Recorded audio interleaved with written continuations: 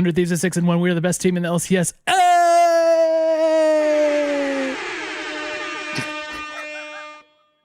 I tried switching it up this time, Jordan. How did it go? Boy, I like the sound of that, Cole. That was a great intro. Best intro of all time. Best team of all time. Call it a wrap. Show's over. See you guys next year. Love you, miss you already. Bye. Oh, man. It is a great time to overreact, isn't it? When was the last time? I think the last time we had a chance to overreact in this manner is after we beat C9 with the Poom. That's right. Poom gang. And Sandwich dropped 100 gifted. Sandwich, please consider carefully before talking anything about this team, because it looks like they could actually do it. They could do it all. Sandwich, by the way, just hit 150 gifted in chat. We don't usually read those out during the podcast, nor do we do channel point redemptions during the podcast, so just keep that in mind, everybody. But very notable. 100 Thieves fans, we've been waiting for a start like this. We're getting a start like this. Now, we'll get into this further on in the podcast. This is like, I always find a way to say there's something later in the podcast that we're going to be talking about, but there are reasons other than just our record to believe that this team is doing very well. And I'm, pretty optimistic for once. It's uncharacteristic of me. I'm usually getting slapped in the face by my own hopes and dreams. This time, I'm trying really hard to pace myself. That's all I'll say. Yeah. Well, I mean, if you look at our records, I would say you have probably something closer to an accurate read of how this team has done in the past. So take heart, 100 Thieves fans. You could speak to them both. Oh, your light changed. If Cole is predicting good things, that might be a good thing. Or it might be a curse. It could be a curse. Could be the Cole curse. Yeah. Well, here's what I think we're gonna do tonight. Your light changed back. We're gonna do quick, just 2 or 3 things maybe each from each game, the Golden Guardians game and the 2 games against Immortals Academy. And then we'll talk more generally about what we're seeing from this team. Got some stats stuff to go over. Love stats. Especially that Damonte stats tweet that I made at like 2 a.m. that one night. I tried to sneak it out there, so I didn't make too much of a, didn't want to give him too much credit. Yeah, hit the real ones Twitter hours. Yeah. But yeah, so lots of stuff like that. It should be a fun show. Should we say anything about what this show is or who we're powered by? Yeah, we should probably do both of those. Go ahead. You take it away. This is 100 Talk. It's a podcast for fans of 100 Thieves, specifically the LCS team at this moment in time. And as always, we're powered by Ripid Energy Fuel, the best and only best tasting fuel on the planet. Did I get that? How was my ad read? It was great. I'm showing off my special edition active camo can. Oh my gosh. Active camouflage is into your face. Yeah. This is a Lime Wrecker, of course. If you didn't know, this is also a live video demonstration. You can, if you're listening to the podcast, tune on in. You can see Cole with an active camouflage can. CES might have been canceled, but 100 Talk was not. Okay. Exactly right. All right. We've got the highest can technology in the land. All right. What are we doing? We should have started talking about the games like minutes ago. So let's do it. Jordan and I both, in preparing for this show, kind of sort of forgot that we played Golden Guardians. Yeah. But we actually played Golden Guardians, and it was probably the more interesting of the games this weekend. There's just a lot. Notable. Man. There's just a lot going on there. But the Golden Guardians game. So, like I said, we're gonna probably just throw out a couple things each from this game or from each game as we go. The first thing was the draft. And this was a big, look at the Quinn pick draft, right? Like most of the conversation from the casters centered around Niles taking the Quinn into counter pick someday. Someday is Renekton. I'm getting it. Renekton. Now, you guys probably heard Azael talk about it. I mean, that's a rough matchup. You can just think about it and realize that's a rough matchup. But unfortunately for Niles, someday is also inherently a rough matchup. So the Quinn stat line, 0, 6, and 1. Ooh. 0, 6, and 1. That's rough. Now, I will say it wasn't easy for someday. And the conversation around this pick kind of points out something that will be a general theme of this podcast, which is Closer got the dang job done here. All right. They realized that the Quinn can't happen, right? And Closer instead focused a lot of attention top lane. Now this dude is a prolific ganker, as I've said, prolific ganker. But most often it seems bot lane focused, and he'll come top lane like maybe once. But he was there all over Niles the whole game, which was great because it didn't allow the pick to pay off for them. And that was basically the only thing that they really had to go for. And I just really, really appreciate sussing that out and being like, look, okay, this is what we got to do, and we can do it. Let's do it. Neutralizing the Quinn and taking care of business. Like, I know it sounds really simple, but teams don't often do this in the LCS, where they just legit take care of business with the win condition of the other team. Like, okay, let's address that and keep playing our game. And that's exactly what we did. It's just like, again, speaks to, in my opinion, the level of preparation that these players have right now. Yep. And their flexibility as a team. Like, it's a really, really positive sign for me. Yeah, it's the kind of test that you have to pass, right? Because basically, if you're Golden Guardians preparing for this game, long shot game, right? And you're probably not expecting to win this game. That's fine. So, I'm not for a second holding this Quinn pick against them. Like, what a foolish idea. This was such a silly move from them. They had to try something, but because we passed this test, it kind of goes for anybody who's thinking, how do we shut down this bot lane? How do we stop the incredible ability they have to develop a lead in the bot lane and win through it? Just nonstop ganks down there, bringing 4 people at level 2 or 3. Like that's the plan we use a lot. And I think what we're seeing is that teams are having a hard time up to this point, even figuring out where to start slowing that down.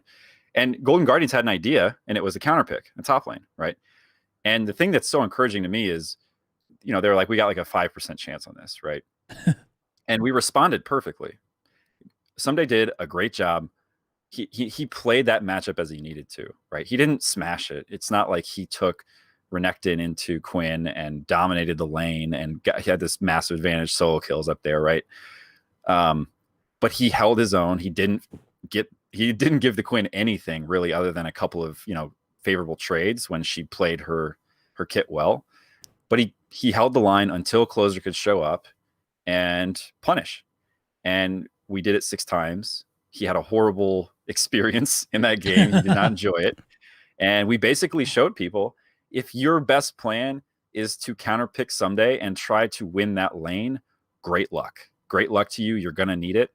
Because, by the way, we'll just have Closer stop by once or twice. And then it's not a favorable lane matchup any longer for you.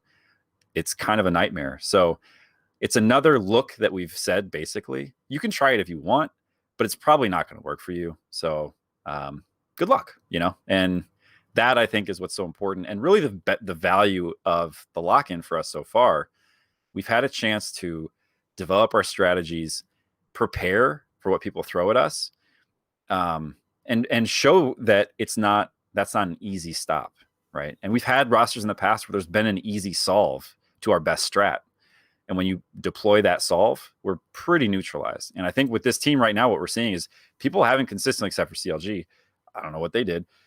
People haven't figured us out, right? We're not a solved team yet. And you could see almost the same thing with C9 when they were so good. Yeah. It's something like the rest of the league kind of figured it out. And then we broke them. No longer. We broke them. Thank you for, I didn't want to say it outright, but yeah, we broke them. And then everybody else just kind of followed suit. And it got the job done. So this is a good place to be for us. It's a great place to be right now. Tough matchup coming up, obviously in the semis, but overall, like this game showed that we have a number of different looks we can deploy. Yeah. Now, I also want to mention Golden Guardians is, to me, a surprise team. They're actually like, they look reasonably good to me. Like, I don't know. They sure look better than I expected when I saw the names on the roster. Yeah. Iconic has looked really good to me. Very surprising. Yeah. And I think Niles is doing okay. Newbie's doing okay, you know? And then we know Stixay and Ablaze, all of those aren't exactly like new names or whatever, but you know, I didn't have very many expectations. They looked reasonably well composed. They looked cohesive. Mm-hmm. And so it's not like this was smooth sailing top to bottom for us. Like we had to work for it, but at the same time, and this is, you know, this thing is the opposite of what I'm used to, is that like never feeling like the game's going to get out of control. Like even when it's close early and it feels like we're not being able to pull away, it feels to me like we're still in the driver's seat and we're still favored to win, you know, which is really nice. Like Golden Guardians fought well. They fought hard. A lot of these team fights, if we don't have the Golden Guardian synergy built up, like they might not have gone so well for us. Like there were a couple of very, very, very close team fights where things could have like kind of swung back in the other direction. Not to mention, I don't think we had a constant gold lead for a while, like probably into the 20 minutes before we really like had a gold lead and held it. Someone may check me on that, but I know it was at least back and forth in the beginning. Yep. So I even though we didn't win this game in 24 minutes like we did in the first Immortals game, like to me it felt like this was still like a rock solid win, and Golden Guardians threw a lot of great punches and it didn't phase us at all. That, you know, that is so nice to see us like winning these fights with low health bars, people knowing exactly what to do. And this was one of those games, man, where we're just better. You know, we're just better than they are. Right. Yeah. It's what is it? Player diff. Like, I don't know what's the thing for when everybody's better. Team diff. We're team diff. That's what it is. Team diff. So we got team diff. The other thing I want to call out is bans, because this is something I'm going to keep an eye on. They banned TF, Galio, Thresh in the first round. I'm most interested in the first three bans that teams throw at us. Yeah. So this is the game where they said, the strategy they had in mind was that they were going to counter pick someday. And one of the ways they kind of snuck into that is they targeted mid, right? So they hit Damonte with two of his favorite, you know, strongest global or semi-global champs. And so he pulled out the Akali, new look, and went 4-0-8, right? That is a super, super solid Akali game. Didn't die once. It had some great plays, contributed in big ways. So that is another thing that I take from this game that is very positive, because that's something else that we've asked about and wondered about. What happens when teams do start targeting Damonte? And what we thought might happen is that the rest of the team would have free reign. And I think we saw that. You know, I think that's kind of how it played out. So it by no means felt like we were punished by that strategy in the ban phase by Golden Guardians. And I take a lot of encouragement from that. Yeah. Not and because you're talking about the Akali, I have to point out his like R dash through the headbutt from Newbie on the gank. It was like certain death for him, and then he styled. Oh man, that looked good. And I think it was probably Newbie and either two or three other people. So if that headbutt hits, I think there were three total there. Yeah, the headbutt meant he died, and he just very very stylishly got out of that. So that was cool. Okay. Yep. Anything else on Golden Guardians before you move to Immortals? No, let's go. Okay, Immortals, game 1. Like I said, 24-minute game here. That is decisive victory. Now, this is an academy team. All right, this is not the Immortals starting squad. So, I don't know what we expected. This matchup basically went as it should have, right? Extremely dominating game 1. Pretty dang dominating game 2, though not as outrightly successful from us. There was something. Okay, I'm gonna call out one thing here that I'm gonna come back to when we talk about game 2. As you guys know, I'm pointing out continuously how much we are finding success with these early dives, especially bot lane. Closer comes down, makes a bot lane thing happen. In this case, they do. I think it was actually a 4-man with Damonte. As soon as he got level 6, ults in with Closer there, and they clean up the bot lane. I mean, it was great. It was immaculate. It was a little TSM, but since we're so good at executing them, I'm going to differentiate it. And, you know, this was on the way to a 4K gold lead at 11 minutes into the game. Dang, that's man. crazy. That is a massive lead. Wow. Yeah.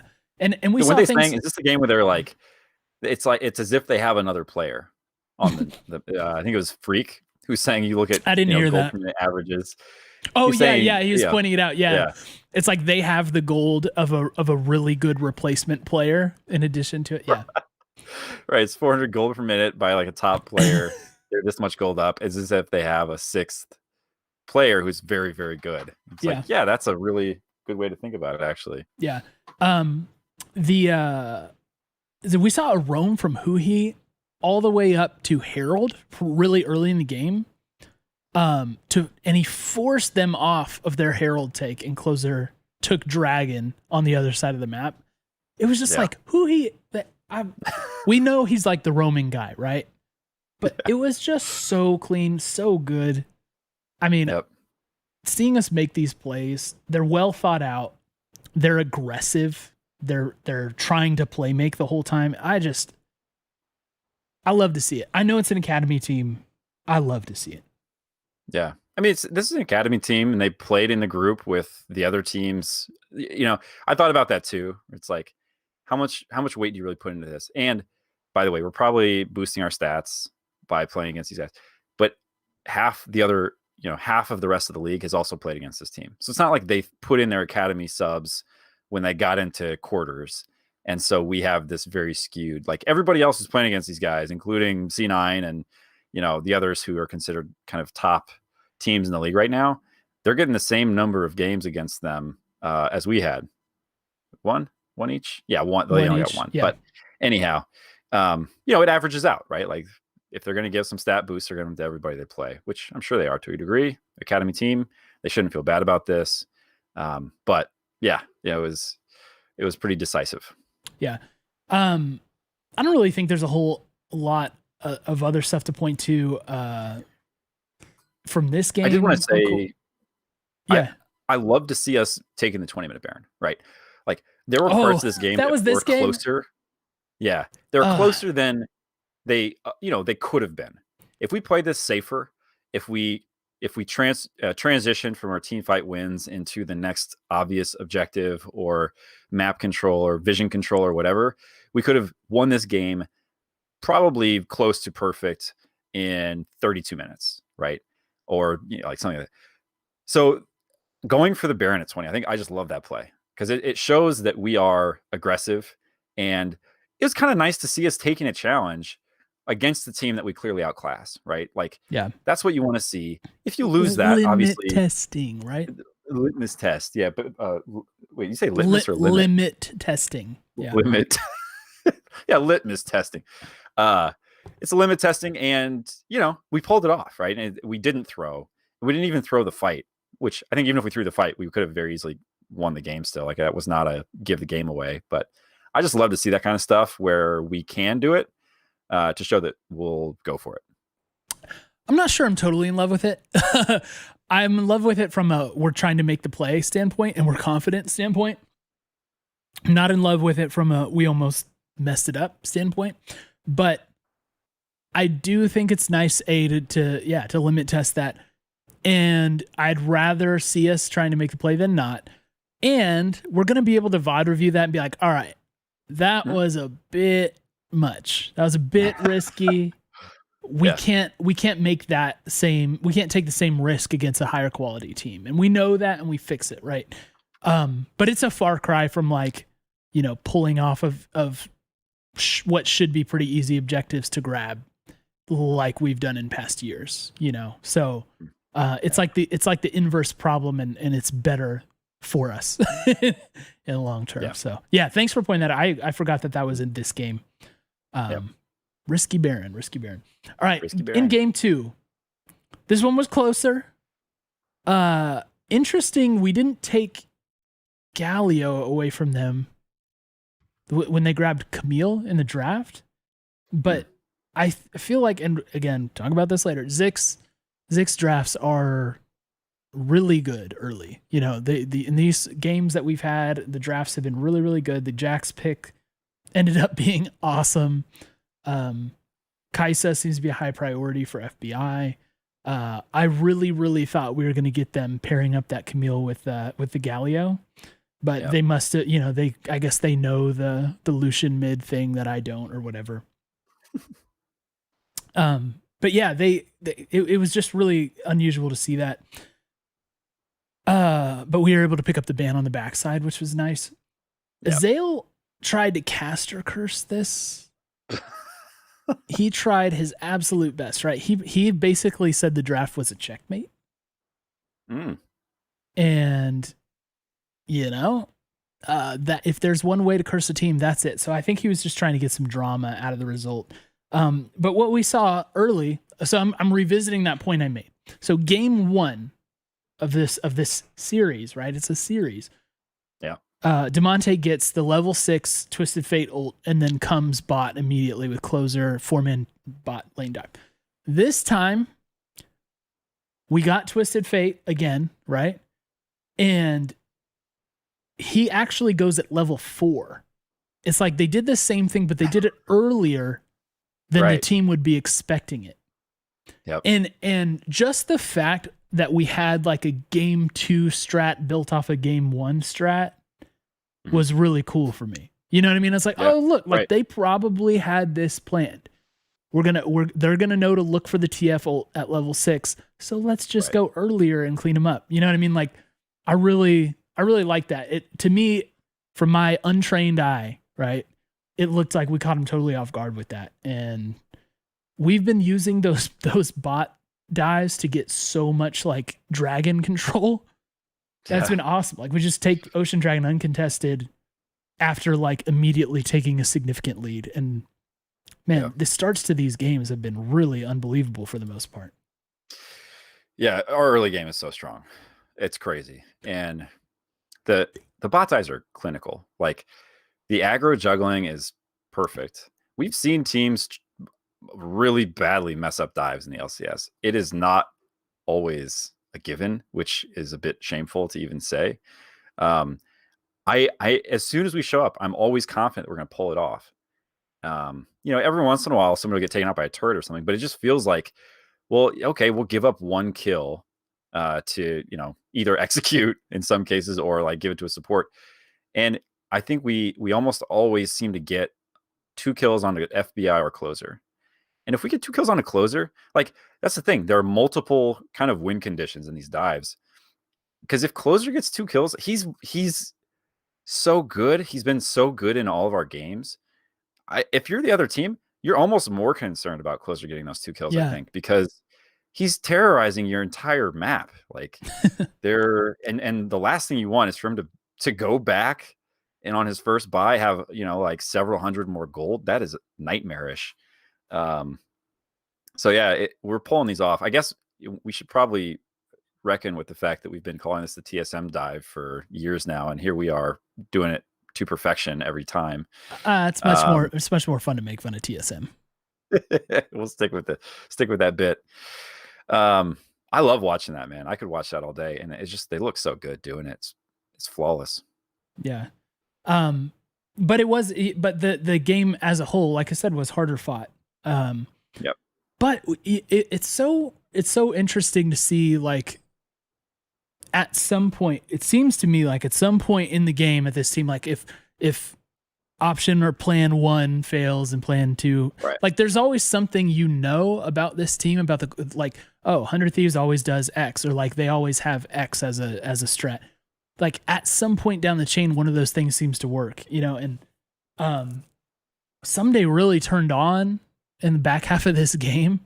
He's that one play, man. He started he didn't. They tried to like pick him off, right? 1v3. Damonte ults in, but someday kills one before Damonte even gets there. And then they clean it up, right? Like they just clean up everybody off of the back of that play. And there's always something like that. Or like there's the quadra kill in Dragon Pit that someday had. And it's just like, oh, okay, like, this, it's not going so well here as well as it could. It's not going as well as it could here. Let's try someday Jax. It's just one more thing to try to prepare against or be ready for or account for in pick bans. Like, this is kind of what we talked about being the dream for our team since we got someday. Mm-hmm. We've always known he's the best, right? I think back to the Keep It 100 take we had, just saying like either build the team around someday or at least get him a team that is good enough to unlock him or trade him. Yeah. And clearly it worked out that we found a way to get 4 other players who are very good. And this is why that pays off. Like, this is actually kind of crazy. We're a good team, man. Yeah. So we're looking good. Not to overreact to the win over an academy team and like brand new, what people see as a lower tier Golden Guardians team, but there's so much. We have wins against TL and TSM. Yeah, too. we do, and there's so much promise built into the way that these things are going that, it's a good place to be in, and we'll talk.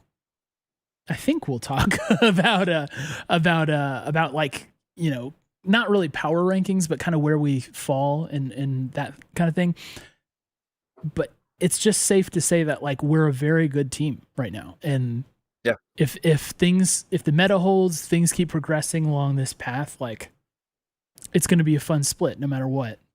You want to go to I don't think that's really being contested either. I think everybody who talks about us in the same breath as C9, TSM, TL, EG, some of them saying EG, right? Like, that gives you a lot of confidence right now. Yeah.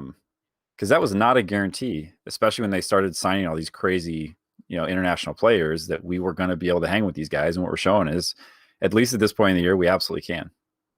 Yeah. Okay, so let's transition into general stuff if you're cool with it, Jordan. Cool with it. Yep. I wanted to start with what everybody has demanded that I talk about. And when I say demanded that I talk about, I mean I talk about. Because Jordan, you haven't been as publicly out on the Damonte pick as I have been. Mm-hmm. So a lot of this stuff around Damonte is aimed at me, and that's fair. So let me clear the air on what my Damonte take is, and then I'm gonna dive into some of his stats and stuff. I said that I believe that we need a much stronger mid laner if we want to win a title. So I specifically said domestic title, and then compete well at Worlds. I would prefer, and I've said this, I'd prefer a domestic title to like anything at Worlds right now. Unless winning it all, whatever. Yeah. Give me a domestic title first. And I said like it's very possible that we'll see Damonte switch out of this team by week 4 or week 5, somewhere in that neighborhood. I will say I think I'm wrong at least about that second part. I think even though it's early, this is just lock-in. The dude is playing. The dude is absolutely playing. And so I think I have to, at this moment, publicly retract my it's very possible he'll get subbed out week 4 thing. Do you get to retract it, or you just get to amend it or address it? I think I should say I was wrong about that. I think I've seen enough that I have to say I think I was wrong on that. I don't think I'm wrong about the domestic title thing, about we need a stronger presence at mid, because I do think that someone like Perkz is going to come alive at some point in the split. And it'll be like TL is looking like a very tough team. I think right now we're better than C9. More on that later. We're better than C9. I don't know what it looks like in a series, but while Perkz is in his current condition, we're better than them. Mm-hmm. But yeah, like I have to sit here and give Damonte credit for what he's done, because we're 7 games in. So 7 games is a reasonable amount of time to be like, okay, here's a trend. I'm not saying here's a truth, but here's a trend. Here are some of the stats on Damonte. And I tweet, like I said, I did a 2 a.m. tweet on this at some point. I think maybe, maybe right after the Immortal series that night, I should say. He's got a 9.5 KDA. Okay. Which is first. Diving in the league. In the league. Talking in the league. In the LCS. Well, it probably is in the league if I had to guess, but I'm looking at mid laners, like among mid laners, because to me that's the context that matters. Okay. Mid laners, among mid laners. 9.5 KDA, which is first. Next overall is Jensen at 7.8. So significantly below. Then Jizuke at 5, more significantly down. And then everybody else is 2.9 or lower. Okay. Wow. So other than Jensen and Jizuke, Damonte's KDA is like 3 times better than everybody else's. Okay. He has 57 assists, which is the most among mid laners. The next highest being 50. And only Insanity has less deaths than him, and it's only 1 less death. Okay. He has the lowest death share of a team's deaths among mid laners at 13.6%. He's got 411 average gold difference at 10 minutes, which is first by a lot. Blaze Olive is in second at 212, and Insanity is 100, and everybody else is negative. Probably because some of them are playing against Damonte. He is second in experience difference at 10. He's third in CS difference in 10. His damage per minute is actually like mid ranked at 475, but he's second in earned gold per minute, just barely to Jizuke. It's seriously like 3 gold per minute or something Jizuke's are. And he's the second highest in vision. Those are really, really good stats. Dusty's asking what these stats are from. This is from all the lock-in games played so far. Okay. Which is 7 games. And this is coming from Oracle's Elixir. Yeah, Oracle's Elixir. So shout out Tim Sevenhusen. Yep. And mods, if you can link Tim's Twitter in the chat, that would be cool too. So I don't see how you can argue against those stats right now. Again, competition hasn't been the best, but it hasn't been the worst either. And we're not making like here's the permanent truth about Damonte for 2021. But this is looking very good. Yep. I don't think you can argue that, right? Here are the things that I would say if I were going to try. One, the teams that we're playing against. We've said, I think after week 1, teams are taking lock-in seriously. I still think that's true. I still think teams have shown up to lock-in ready to play. Most of these teams have something that is suboptimal about their current lineup, right? Either a player who couldn't play, or somebody who got there the night before.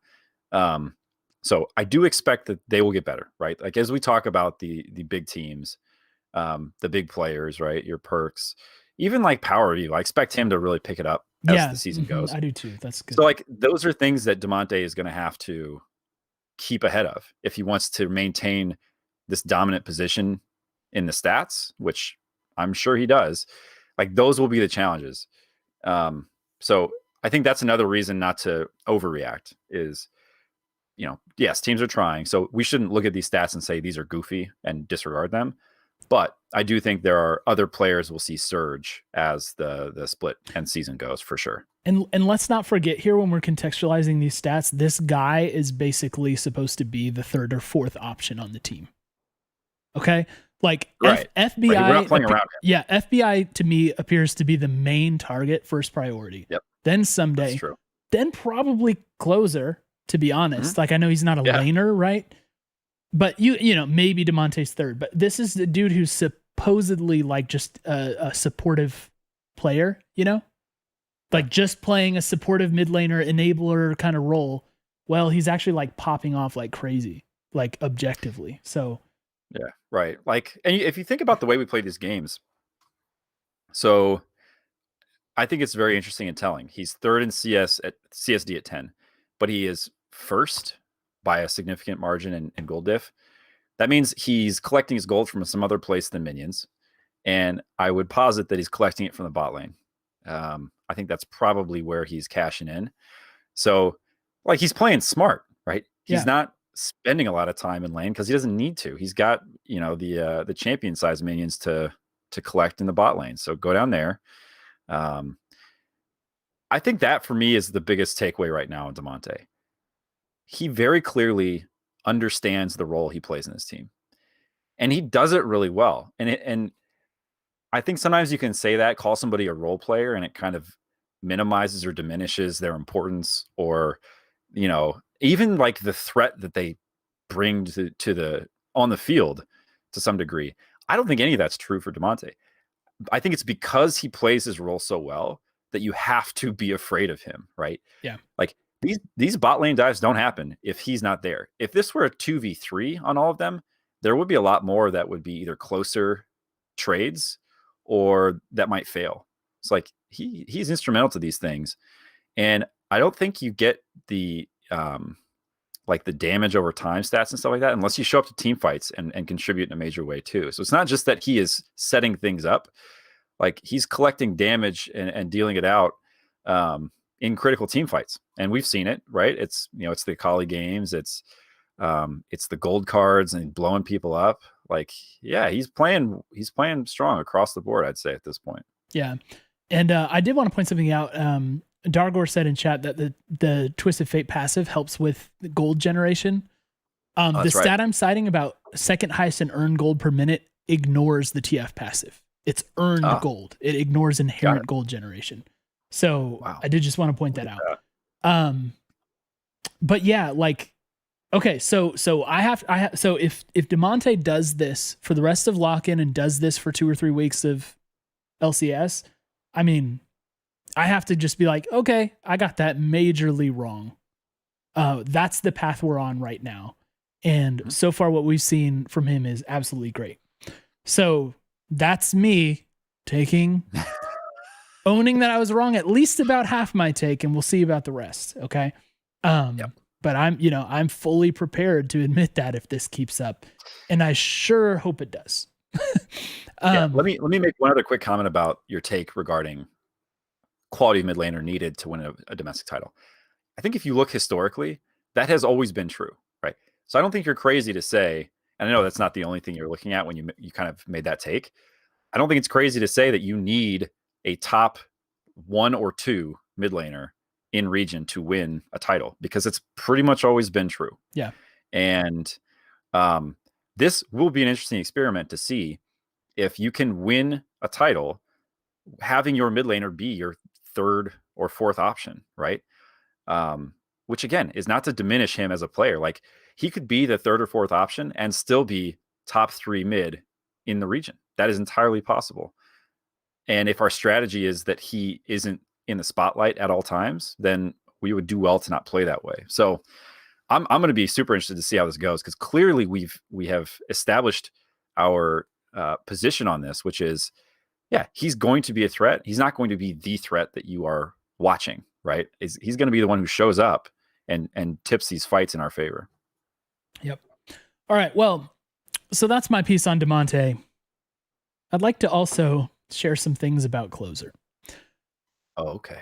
I personally, if I had to pick who I think is the current MVP of this team, I think I'm leaning Closer. I think that when we announced that we'd signed Closer, I think what we said on the podcast was he is a top jungler, probably top 3, right? I think that's what we said. Even with that, I have to say, like, he's exceeded my expectations so far. And he has been doing like so great. I did not tweet some stats on him, but I have stats to share on him. Oh, good. Probably should tweet these too. But here, so let me run through a list of some of the things about Closer. He's first in kills, close third in assists. Now he does kind of die a lot, but he dies in an enabling way, so we can forgive him. So he lands fourth in KDA, but first in kills, third in assists, first in kill share among the team, first in first blood rate in the entire league. So 83% first blood rate for him. And that stat is like if you either get or get an assist on the first blood, right? He's second in, and this, again, all these ranks are among junglers, right? He's second among junglers in gold differential at 10. He's kind of medium on experience, which is fine because he's first in damage per minute, first in damage share of the team, first in earned gold per minute, first in wards per minute. Wow. Yeah. And I think, Jordan, you had a little annotation here on my stats if I'm seeing this right, if you want to go into that. Yeah, 3-time match MVP, tied with someone else we all know and admire, Core JJ. And he's tied with him because in our match against TL, he got the MVP honors for that one. So there you go. If you ever going to say it's against weak opponents, he actually got MVP over Core JJ in their match. So so that should tell you something. Closer is balling out. Like this dude is playing so well. And I just cannot say enough times that his ganking presence is really good. Name me like how many unsuccessful ganks have we seen? What is an unsuccessful gank? If you're measuring it by like ganks where he doesn't get a kill, I bet you it's still over 50% success rate. If it's ganks, if it's ganks where you force something useful out from them, I legit would not be surprised if it was 100%. This dude's ganks have been on point like crazy. What else could you want? What else could you want from this guy? He's playing out of his mind. I love it. Absolutely love this. Closer is so far. He's my 100 Thieves MVP. If he continues to do what he does, it's gonna be so freaking hard to beat us, man. So hard. Yeah, and I think it's a huge part of the reason that we are able to respond and adapt to different looks from the enemy team, from different threats. We talked about the game where he showed up in a huge way top lane, right? Like it doesn't feel at all like he's only playing. It doesn't feel like he's on autopilot. Like he's just showing up bot lane around the same time every game because that's what we do. I feel like he's a very smart player and that he understands where and how he can have an impact on the game. Like I look at that mid and experience XPD at 10. What that tells me is he's not spending his valuable jungler minutes power farming, right? Like the dude is not thinking about how am I going to get a higher level than my opponent first. He's thinking about how am I going to get kills for FBI and someday. And everything he's thinking about is the right thing because we always get them. And he's got more gold than anybody else per minute, right? Like it's just crazy, man. It works so well. I don't know what else to say about it, but it's fun to watch. Really good in Italy. Landing the poke all over those spears slap. Just slapping people, taking half health bars and stuff like that, man. It's great. Okay, Closer. Excellent. I didn't have this on the rundown, but I saw it in chat a little bit. So let me just say publicly, because people were talking about who he has been excellent as well. I shouted him out on the last podcast. Who he has been incredible too. There is nothing on this team that seems to not be working well. Who he is no exception to that. He's had he's had like the dream stat lines where it's like 0 and 15, you know, like just absolutely killer. He's roaming around the map, he's making plays, he's doing he's being like a nuisance during team fights, you know, like it's just I just love having him back in this role. Because like I said, it didn't really work out at mid, and that was sad. But having him back on the team as like just a smart veteran mind and playmaking oriented mind, and putting him in a role where he can focus on that even more, you know, has been perfect. Really cool to see. And So yeah, like don't just because we didn't go through his stats, don't think we're bearish on who he at all. He's amazing. So Yeah. Oh, okay. So the team's We're running looking out of good. superlatives. We here's what we'll do. Let's move on to, I wrote down some kind of observations about what I perceive to be 100 Thieves strategy, like 100 Thieves play style or whatever. Jordan, I'll run through these. You tell me, if I'm missing anything or if I'm off on anything. Just putting this out there. So first off, feed FBI. Okay. As I mentioned earlier, I think FBI is by design, our primary carry, right? Like he's like the first option that we want to find. He's a fighter. He wants blood every time. And so they want to make sure he's in a position to capitalize on the aggression. Feed FBI. 2, have closer dive towers, right? Mostly bot lane, mostly for FBI, right? But top 2, especially when it's required by the other team's composition, like in the Quinn game, right? Yeah. C strategy 1. Right. Yeah. C strategy 1 plus a little bit more. Yeah. Yeah. Part 3, dragons. It's really puzzling. We don't seem to have like the best dragon control on paper. Actually, I should point this up while we're talking. It's not like it's bad. But I think I remember seeing. I really should just look at this. So let me look at this really quick. I'll stall for you, Cole. Yeah, stall for me while I pull up. While you're doing that, I'll bring up another point about Closer. So Immortals tried to ban out Closer in game 1. They banned Olaf, Talia, Pantheon. All pretty permanent bans at this point. He just went in Italy, right? And he had an amazing game. So you cannot ban this guy out. Even if you put all 3 towards him, it doesn't work. Yeah. So dragon control, we're 3rd best by 1% to Evil Genius, and we're only 5% behind Team Liquid. So we have really good relative dragon control. We seem to like get them early, which is really good. I can't recall any 100 Thieves team being so consistent on dragon control. So that to me seems like it's been made a priority. Like again, when I pointed out that who he roamed to top forced them off of Herald, but Closer was down in bot lane, getting dragon during that time. It's like we want those dragons. We want to put people in a pressure position. Well, how easy is it to convert a successful double kill gank in the bot lane around level 3 or 4 into first Drake? Like that's automatic. You know, it's it all plays into each other. Yeah. So that's a huge thing for us. Number 4, fight and fight a lot. Okay. So we actually we play the bloodiest games. Tons of kills. We die significantly. Like Closer's KDA is lower because he's dying in these fights a lot.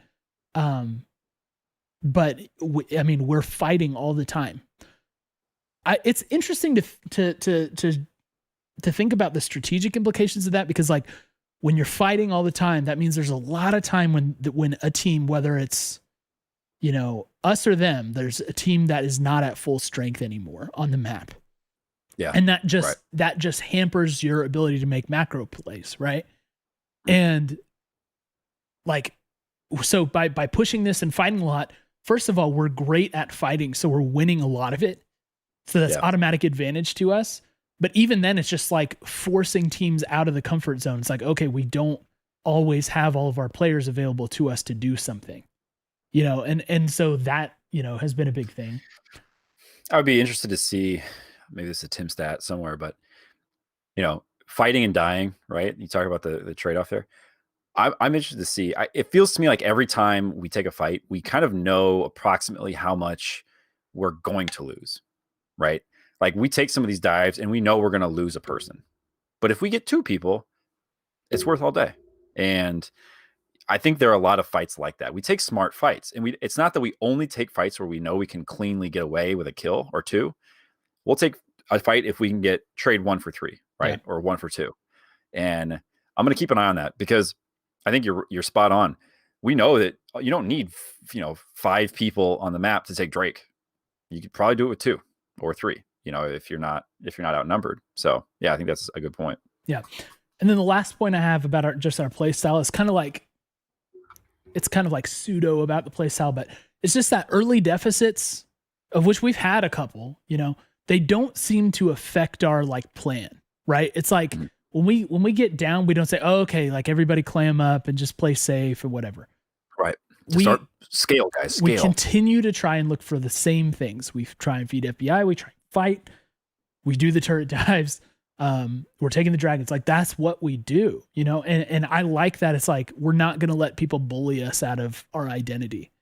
Like I mentioned in the Golden Guardians game, we were actually, you know, kind of behind technically, for a lot of that early game. And it's just like, doesn't matter. We know we can do this. Right. So a TL game, right? Yeah. The TL game. This has been like the play style has been like just this awesome. I don't want to call it a surprise, but like, I don't know. It's just like you got what you wanted if you had to pick it out. Right. And like I mentioned, if these options don't work out, if like the ideal thing doesn't play out for us, we have the plan B, the plan C kind of thing, which is, I don't know. We're just so tough right now. And so we may not have literally the best hands in every position, though we probably do in two positions, you know, maybe three.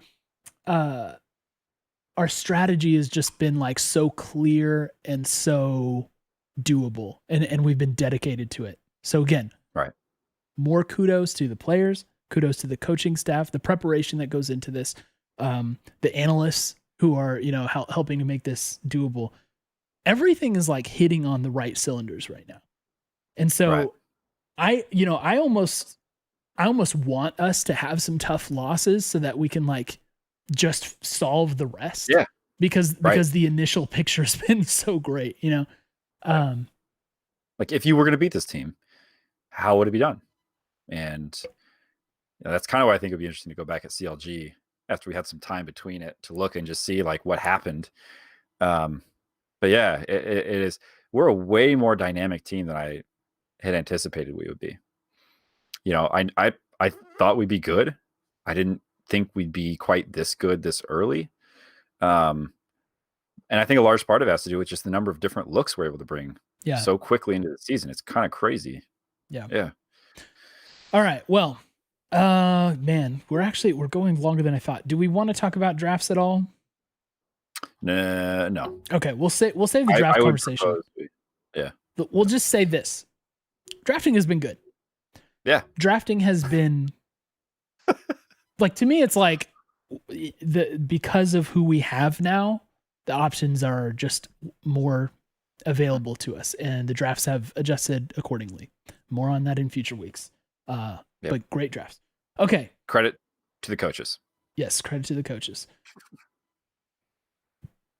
Listener takes and then prediction. So. Okay, listener takes and prediction. We got some good listener takes this week that maybe some of these we've kind of talked about a little bit, but we'll restate them and give more clear answers. First is from Super Ninja Penguin, or on Twitter he's at Dominique Judge 96, who says Dominic, whatever he prefers. Super Ninja Penguin, who says, I know it's a small sample size, but how would you compare the 21 roster to the 2018 starting roster of Someday, Meteos, Ryu, Cody Sun, and Aframu? Considering that team finished first regular split and 100T went to Worlds, do you think this is achievable with the new roster? You first or me first? Go. If you feel like you have an answer, go first, because I'm still rapid fire putting one together in my head. Okay, so I gotta say, I think this compares favorably to the 2018 roster. So I would argue Closer probably playing better than Meteos was at that time. Probably hard to argue against that, actually. Closer being better than Meteos. Ryu is historically, in my opinion, been the most underrated 100 Thieves player we've ever had. I think that he didn't show up in the stat sheet all the time, but he did so much to keep us in games and to help us win games, especially on individual play side, right? Like he made just excellent individual plays that saved games for us at times. Yep. Damonte has been good and it's showing up in the stat sheet. So Yeah. while I'm not sure I'd go so far as to say he's the reason we're winning some of these games, it's sure looking good for him. So I don't know, maybe a question mark there. Cody Sun and FBI. I mean, I think FBI has a clear edge there. Cody Sun played great in that split, especially a spring split. But FBI just, way more aggressive and paying off like constantly. Afremu was the MVP of that split. So he did play great and it would be hard to push him off there. Who he is not playing bad at all. Who he is not core JJ, but Afremu 2018 spring wasn't core JJ either. So yeah, I don't know. I think in my opinion, and someday, that we did have really fun someday carry games in 2018. I will say that. I don't know. As Aradoro says, baseball jersey diff though, can't beat that. If you rule out the baseball jersey, I think this team's better. Yeah, I think so. I think that's where I'm landing as well. At least right now. This is trend. At least right this now. isn't full year. This is trend. Yeah. I mean, I think for me, one of the things that felt like 2018 was kind of a graph slanting downwards, right? Like we felt at our least powerful when we arrived at Worlds. We had subs in, we didn't have the roster we're talking about right now. Yeah. So it was very different in that we, at different points in the split, we were different levels of greatness. Always strong with someday, but we were a bit inconsistent and on the downward trend. So my thought is right now we are consistently playing at a different level than our opponents. And certainly if that continues, I mean, to answer the second half of this, I'll take that one since you took the first part and did a good job with that. Do I think it's achievable to make Worlds? Top 3 teams go to Worlds. Could this be a top 3 team? Absolutely. Yeah. I think a lot of it is going to depend on what we've talked about a little bit, which is what's going to go on with these other teams. Like if TSM continues to look and play like they do, if EG falters and is inconsistent, that's been kind of Jizuke's thing in past splits and seasons. He got benched, he's been up and down. I would even say if C9 just needs more time to gel and figure out how to play around or with Perkz, and Fudge needs time to ramp up, absolutely we're top 3. I think we're top 2, and it really comes down to us and TL at this point in time. So if the trend that we've seen in Lock-In, it plays out, which I don't think that's above a 50% likelihood. But if that happens, then we're in Worlds. And if you asked me at the start of the season if I'd be happy with something between certainly not 0 and 50% upside of us making Worlds, I would be thrilled. And I'm doing quick math here, but I think the scenario is there. You can see it. And we talked as well about this is if we continue to play at the level we are currently. This is not accounting for improvements we'll make as the split goes. So yeah, it's possible. It's achievable for sure. Yep. Okay. Shadow Lord Darg1, who I think is Dargor in our Twitch chat, says, with the early look at the league, players and team play styles, do you think there will be a lot of, quote, upsets when it comes to regular season? And which teams do you see causing those headlines? And we don't often talk at large about the league. Like this is supposed to be a 100 Thieves focused podcast. I did clarify with Dargor that he when he says upsets, he means like based on LCS Lock-In results. So like how teams are looking at right now. Do you think there will be upsets in the future? Like for instance, if we get second place in this tournament and then we're beat by like a 5th place team or whatever, upset, right? So do I think that we'll see a lot of upsets? Yes, because I think overall the health of the league will actually be pretty good. I think the teams that were projected to be weak, they have more surprises than not surprises, though there are clearly both. And I think some of the teams that maybe are not performing quite as well as we would have expected are going to turn it on. Like I think FlyQuest will do better. I think Perkz is going to come alive and be a monster. So I think C9 will be very difficult further down the stretch. So yeah, I think, I guess you're asking which teams I think would cause the upsets, and probably that's where I'd put them. You know, FlyQuest C9 kind of. I mean, maybe C9 will win this thing. Who knows? But you know what I mean. Yeah. Like just looking at it right now, yeah, I think there will be some improvement in the league. Yeah, I could even see, like I don't think we're gonna have teams that go. We play 3 games a week now for I don't know how many games it's going to be, but I don't think we'll have teams that lose 90% of their games. Multiple of those teams could happen with 1 or 2. So yeah, I think that even the weaker teams are going to be strong enough to hopefully take some games. Like Golden Guardians, I'm looking at kind of thinking like this is a roster that's got some promise. Like they could pull some things out. Yeah. At Oh My Josh 5 says, what's it going to take for you to like/respect Damonte's play? Just because we know you didn't like the signing. Does his play this tournament change your mind at all, or will you need to see more? I think if we address this over the course of the pod, he finishes out LCS Lock-In, gets a couple more weeks of playing at this level. I'm going to be forced to be like, no, I was totally wrong on this. Like he's popping off. This could be Damonte 2.0, it could be that. So that's what it's going to take for me is like I'm willing to admit I was wrong pretty early in this split, or I guess we're off splits, but you know what I mean? I just need to see a few more weeks of this consistency, and I'm ready to be like, okay, totally wrong on that. And this dude has been going off. So related to that, at the Colin P said, with global champions being the early meta in mid lane, is Damonte in a better spot than originally predicted coming into this season? Jordan, my friend. Yeah, I mean, they're strong. I always wonder what's it going to take to knock global champs out. Like for me, it feels obviously they can hit individual champions with the nerf hammer and see what happens. But, and I expect they will do some of that.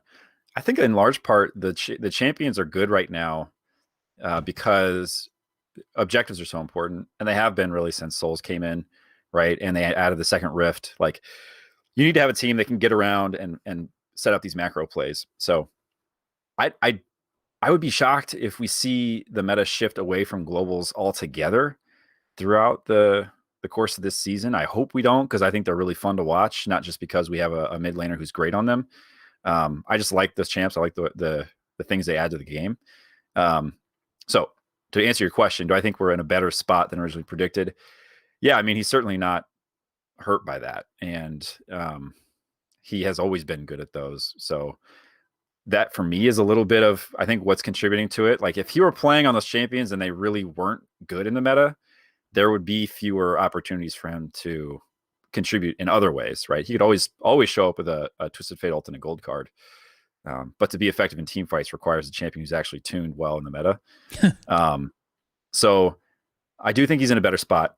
And I guess the second part of my answer is we'll have to see what happens. He's got assassins too, right? Like very famously, well, not very famously, he had a lot of Kiana games when she was super tuned. She's gone now. I think they maybe deleted her from the game. I haven't seen her in years. So, but he's got assassins he can play too. So, they're never gonna. Riot does not want this to be control mage only viable mid champs, right? Like that's not super exciting or fun to watch. So we're not going to see that. But I think he could probably play those too. We saw him play a pretty good Orianna. So yeah, I guess the answer is yes. And then one more at Erigo, AERRIGO says, how do y'all feel about the state of the LCS and how competitive NA feels this year? I honestly think there are 5 solid teams after this tournament, and I'm hopeful for NA and Worlds this year, but I am worried how far 100T can go with Damonte, and same with C9 and Fudge. Again, sort of answered this earlier. I do think we're more competitive than we expected to see, especially with the turnover, with things like Bjergsen and Doublelift not being in the league anymore.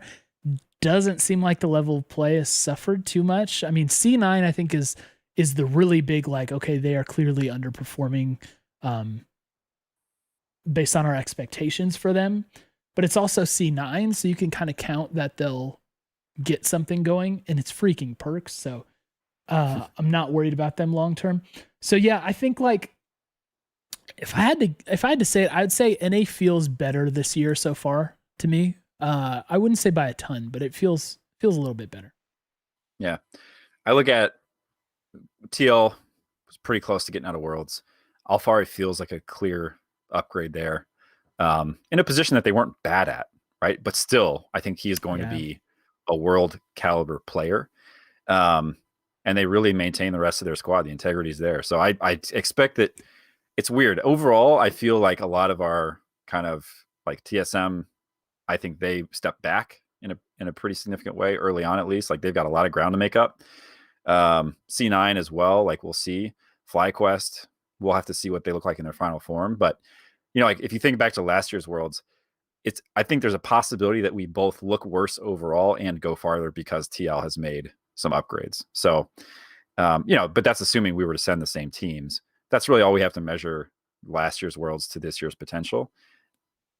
We could be in the mix. Who knows? So, overall, I'm not super optimistic on Worlds. I think we, as a region, I just think we need some time to invest, build, and get there. I don't think it's going to be flip a switch and suddenly we're semifinals at Worlds. Yeah. Really quick, I'm just going to do this. I'm going to talk about top 5, just so I have that out there in a concise way. And so I think of it in 2 ways. One, top 5 teams in NA as of now, and then top 5 teams that I expect at the end of the season, right? So right now, I think TL does look a little bit better than us. Their stats are also really good, and their game time is quick. They look fairly dominant. I know we beat them pretty decisively. If we play them again, I don't think it goes so dominantly in our direction. I think I would favor them a little bit over us in a series, excuse me.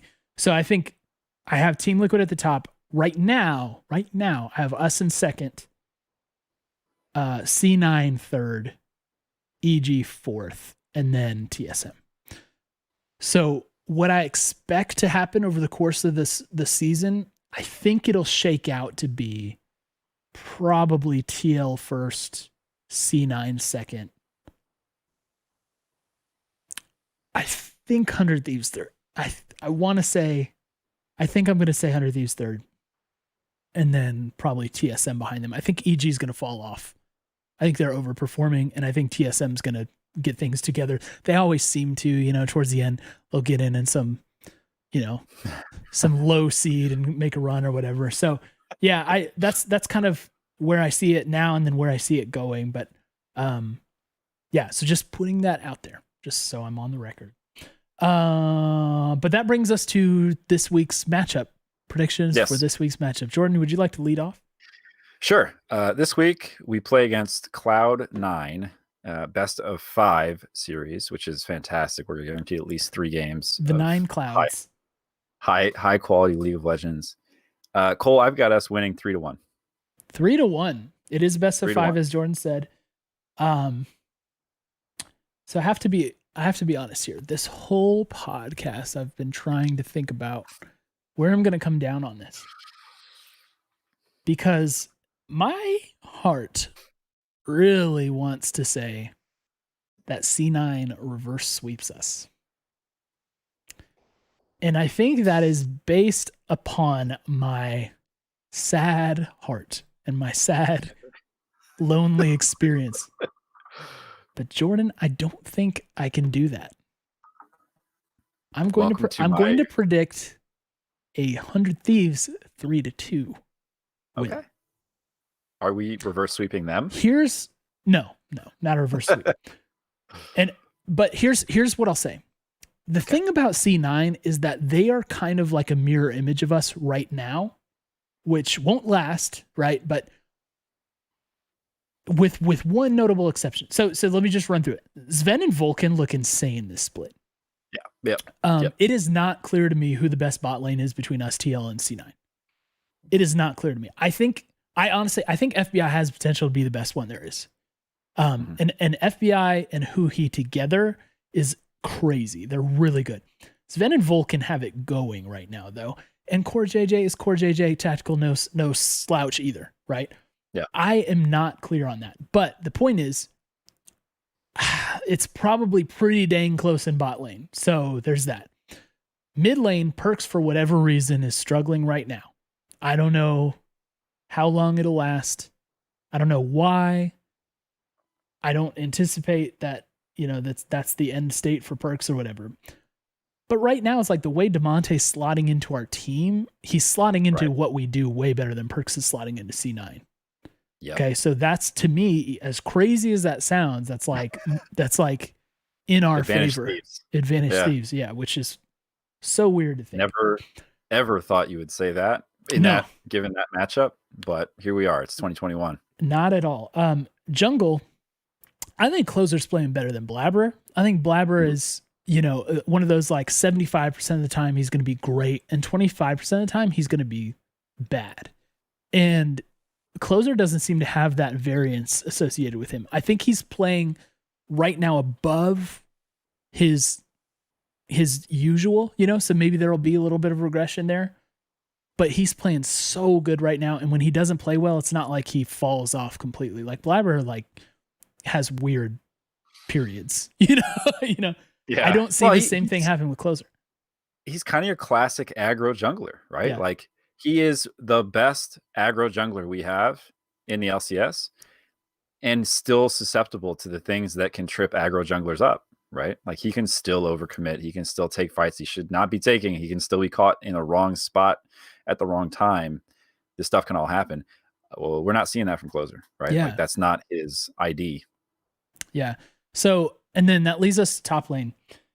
Fudge, who is not playing super well. What he is doing really well is his rankings in the player who is most punchable in the face to me.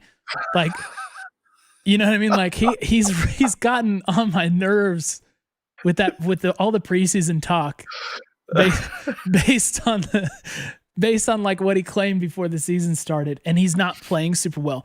Here's the thing about Fudge though. He like right now, some days basically playing weak side for us right now. So the advantage there, I think, is less than it could be based on our strategy. And I don't want us to switch what we're doing, because what we're doing is working really well. Right. You know what I mean? So yeah. So I think we could still see someday punish Fudge on a weak side matchup. I really do. I do. That's what I'm saying. But I think it's like, it's not like, I don't think you can put Fudge in the same category as someday when it comes to talent. Okay. I don't think you can do that. But when you're playing weak side, the difference that makes is limited, and so I do think it's advantage Thieves there. So if you go through the map, it's like top lane, advantage Thieves. Jungle, advantage Thieves, in my opinion. Mid lane, I don't know. I can't explain it, but advantage Thieves right now. Yeah. And then bot lane seems maybe slight advantage them or equal. Yeah. I don't know. I agree. Vulcan and Sven have been so solid. Like they're not making mistakes. Period. Yeah. It's pretty crazy. Yeah. So I guess all of that considered, it's like, I'm thinking Thieves. Let's run it up. So my like I said, my sad experience has taught me that I should expect a reverse sweep from C9 right now. TSM gave him a run for the money, Cole. We made TSM look goofy out there. We did. That's always something I look at. And we also beat TL. So we know that we can beat great teams. We know that we can lose to CLG. It is a best of 5, It's a best of 5. Best of 5. We'll have to see. But this is Look, let me just put this on record. No matter what happens, no matter the outcome, I guess if we got rolled like sweep 0-3, we look bad, it's going to be a bummer for sure. I don't think we will, because we have not been that variable a team up to this point. This is the best. The season hasn't even started in earnest yet, and we're getting a 5-game series against Cloud9 when both of our bot lanes are humming. Are you kidding me? This is a dream scenario from the fan perspective. So look, no matter what happens, I'm going to enjoy this. I'm not going to be mad. Even if we get knocked by them, we'll, like you said, we'll learn a lot. And I think I have confidence that we'll take that and be that much more ready for week 1. There's really not a lose scenario in this, I'd say. I mean, obviously we could lose, but I think we take a lot from that, even if it happens. Like we've put in the hard work to get to a position where we have a best of 5 before the season starts. That in itself is a huge reward, in my opinion. I'm really excited and happy for that. Yeah, and I mean, to think when this season started to be like, yeah, no, I think we can beat C9. Like afterwards, like, oh, Perkz is coming to C9. Like, didn't Right. expect that. So Right. no matter to a what, degree, it's them underperforming, but you know, it is what it is. yeah. So good times for us right now. Great times. If we lose it, I'm not going to be mad, man. I'm not going to be mad, but I just like feel very positive overall right now.